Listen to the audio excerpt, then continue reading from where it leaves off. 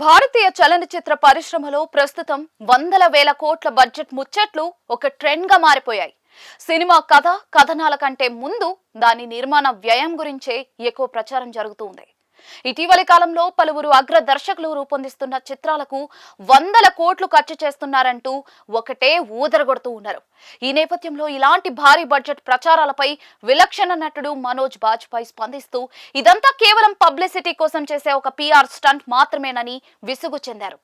ఇటీవల ఒక ఇంటర్వ్యూలో మాట్లాడిన మనోజ్ బాజ్పేయి సినిమాలు ఎంత ఖర్చుతో రూపొందుతున్నాయనే బడ్జెట్ నంబర్ల కంటే ఆ సినిమా నాణ్యత ఎలా ఉందనే దానిపైనే ప్రేక్షకులు దృష్టి పెట్టాలని సూచించారు.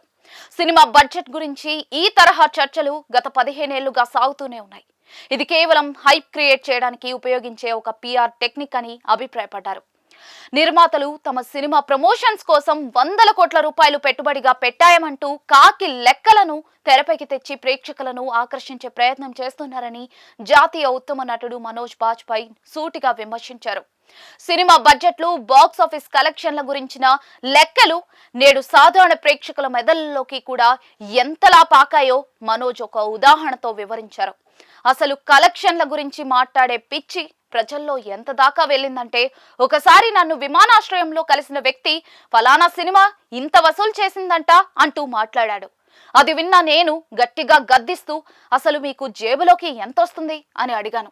సినిమా ఎలా ఉంది, నచ్చిందా లేదా అనేది తప్ప కలెక్షన్లు బడ్జెట్లతో మీకు పని లేదని సూచించినట్టుగా చెప్పారు బాజ్పేయి.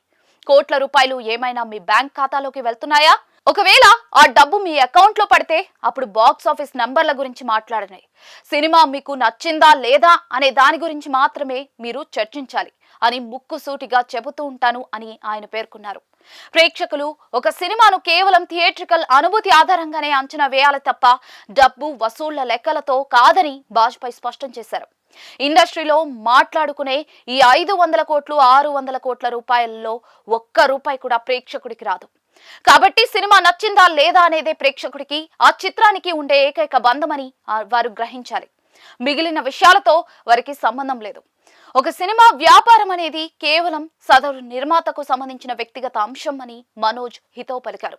ఇటీవలి కాలంలో సినిమాల భారీ బడ్జెట్ల గురించి చాలా ప్రచారం సాగుతుంది. నితేష్ తివారీ రామాయణ 2 భాగాల కోసం ఏకంగా 4000 కోట్ల వరకు ఖర్చు చేస్తున్నారని, అలాగే ఎస్ఎస్ రాజమౌళి, మహేష్ బాబు కాంబినేషన్ లో రాబోతున్న వారణాసి చిత్రం 1300 కోట్లకు పైగా భారీ బడ్జెట్ తో తెరకెక్కుతోందనే వార్తలు ఇండస్ట్రీలో రోజు హల్చల్ చేస్తూ ఉన్నాయి. ఇవే కాక చాలా సినిమాలకు 500 కోట్లు అంతకు మించి ఖర్చు చేస్తున్నారన్న ప్రచారం ఆశ్చర్యపరుస్తోంది. అయితే వీటన్నిటిపైన మనోజ్ బాజ్పేయి లాంటి జాతీయ ఉత్తమ నటుడు బిగ్ పంచ్ వేశాడని అర్థం చేసుకోవాలి. ఇదిలా ఉంటే మనోజ్ బాజ్పేయి ప్రస్తుతం తన చిత్రం గవర్నర్ ప్రమోషన్స్ లో బిజీగా ఉన్నారు. 1990ల కాలంలో భారతదేశం ఎదుర్కొన్న ఆర్థిక సంక్షోభం నేపథ్యంలో వాస్తవ సంఘటనల ఆధారంగా ఈ పొలిటికల్ డ్రామా తెరకెక్కింది. చిన్మయ్ మాండ్లేకర్ దర్శకత్వం వహించిన ఈ చిత్రానికి విపుల్ అమృత్లాల్ షా నిర్మాత. 90ల నాటి రాజకీయ సామాజిక సంఘర్షణల నేపథ్యంలో ఈ చిత్రం రూపొందింది.